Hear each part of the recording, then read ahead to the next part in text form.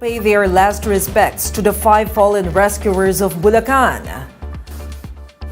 A slight rollback in the prices of petroleum products is expected next week. And the UAAP Season 85 kicks off with back-to-back basketball games.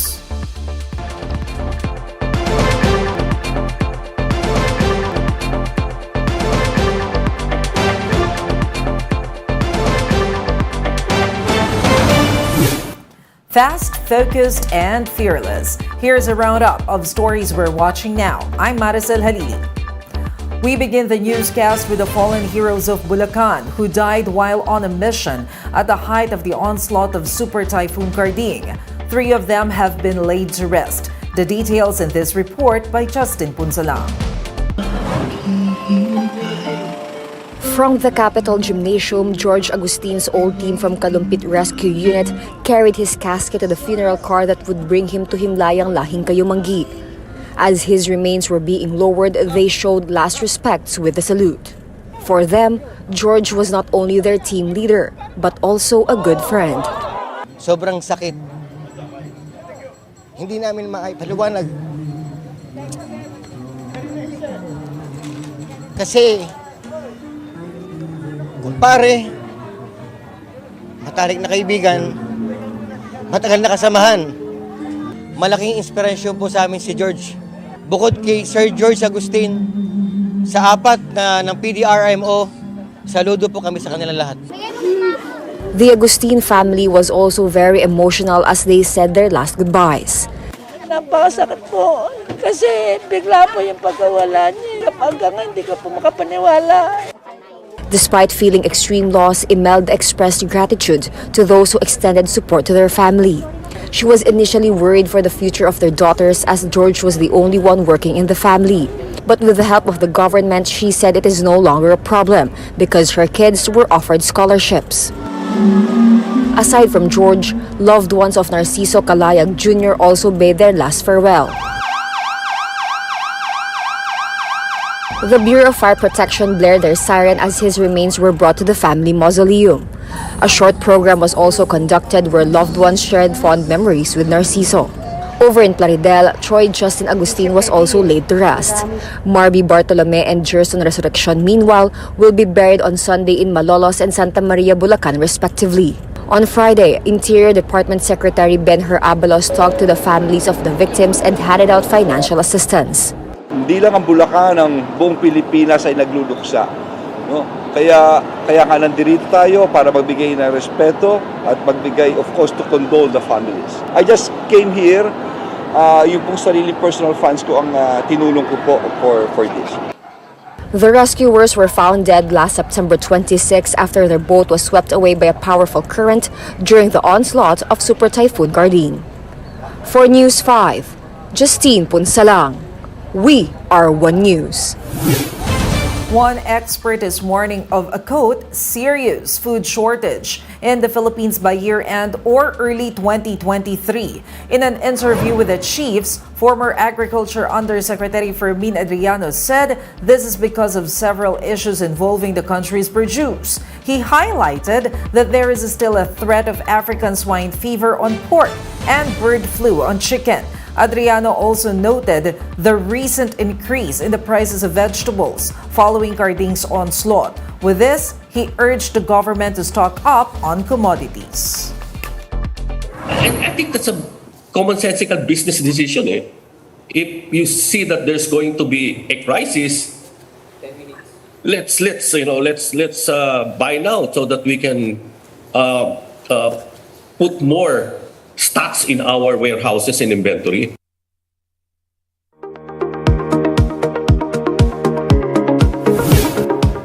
Over in Pakistan, deadly floods have led to more than 1,000 deaths since mid-June. Experts say global warming likely caused the disaster. Let's watch this. Pakistan's recent massive floods claimed nearly 1,600 lives, destroyed almost 2 million homes, and left damage estimated at more than $30 billion. These floods were partly caused by heavier than usual monsoon rains. But there's another factor: the melting snow and ice in the region. Let's bring in Bloomberg's Archana Chaudhary in New Delhi. Archana, tell us more about why this is happening.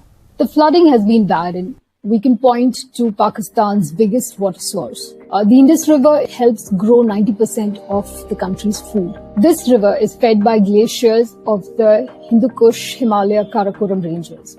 These are ranges that are spread across Pakistan, northern India, Nepal, and up to Tibet. They refer to as a third pole because they hold the world's largest source of water outside the northern and the southern poles. What has happened is because of the Earth's temperatures warming, the heat is causing these glaciers to melt. So what do researchers say about the impact of this melting? How do we preserve these glaciers? Are there any real solutions? Well, for more than a decade now, scientists have been ringing alarm bells. This is the world's most populous corner. So we have 1.3 billion people who depend on the waters from these glaciers. And the bigger the floods, the bigger the droughts. The UN has begun mapping about 5,000 of Pakistan's glaciers. One of the solutions that they're talking about is building artificial glaciers, which are called the ice stupas. Pakistan has also been working on Recharge Pakistan program, which essentially means you divert floodwaters to recharge groundwater and surface waters in the lakes. But these are just band-aids. What really can be the long-term solution for this problem is to ensure that temperatures do not rise beyond what the world is committed to keep it at. 1.5 degrees. If that is kept, then there is some hope for this region. We'll be back with more stories after the break. Keep it here on One News.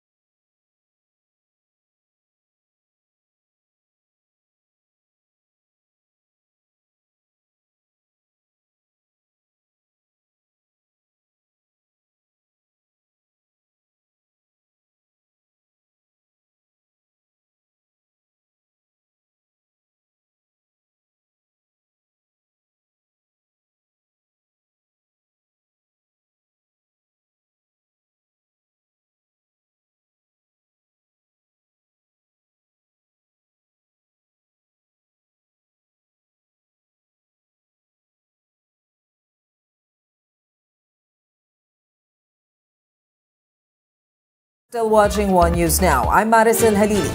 Motorists may expect another rollback in the prices of petroleum products next week.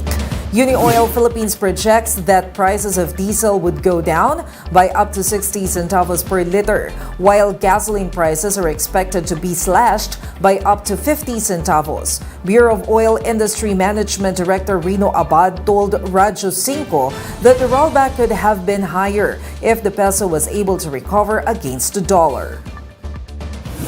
Ang sigurado tayo, mataas po ang indikasyon na hindi tayo magkakaroon ng increase, ano? Pero bantayan din natin po ang Friday trading price. Meanwhile, Abad said that the Marcos administration should study the possible implications of buying oil products from Russia. This came after President Bongbong Marcos confirmed plans to tap Moscow for the Philippines' oil and fertilizer requirement.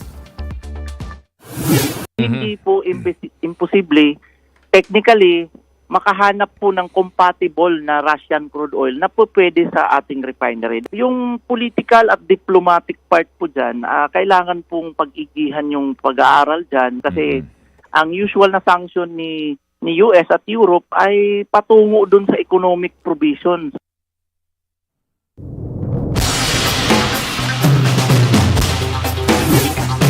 Russian President Vladimir Putin celebrated the annexation of 4 parts of Ukraine in a grand ceremony in Moscow. These are the regions of Donetsk, Luhansk, Zaporizhia, and Kherson, where referendums were supposedly held. Putin also called on Kiev to surrender and negotiate with the Kremlin government. Washington has earlier announced a new set of, quote, severe actions against Russia, while Ukrainian President Volodymyr Zelensky asked for NATO to fast-track Ukraine's membership.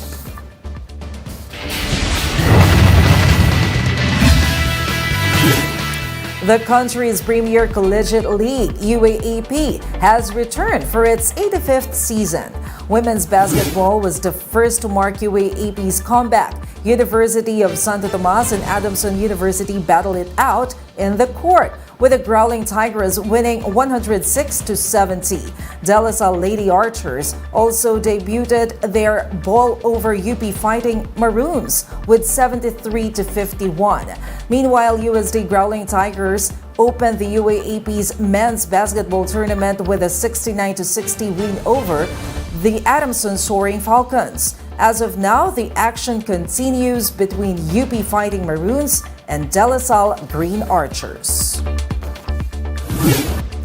For more updates, visit News 5, the Philippine Star, and Business World Online. Visit our website, onenews.ph, for more in-depth analysis. You can also catch One News on the Signal Play app. Register for a free account now at www.signalplay.com and stream One News live anytime, anywhere. I'm Maricel Halili. We are One News.